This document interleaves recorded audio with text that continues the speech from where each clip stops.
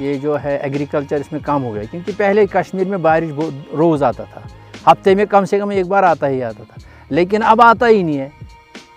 یہ پرابلم بھی ہو گئی، اس میں بھی، اس سے بھی پروڈکشن کم ہو گیا۔ یہ جو ہے نا، یہ واٹر سپلائی اس میں کچھ بھی نہیں ہے گورنمنٹ کی طرف سے، ہے تو بالکل کم ہے، زیرو تھا۔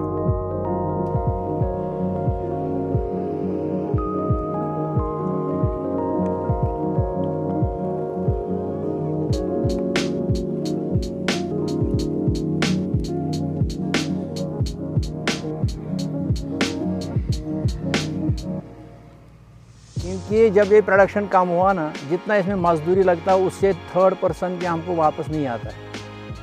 مطلب اگر 1 لاکھ روپیہ ہم مزدوری زمین میں لگاتے ہیں، 30,000 بھی نہیں آتا ہے۔ تو جو نئی جنریشن وہ پڑھے لکھے ہیں، وہ کوشش کرتے ہیں زیادہ تر گورنمنٹ سروس کی، تو گورنمنٹ سروس نہیں ملے گا تو کوئی بزنس ڈھونڈتا ہے۔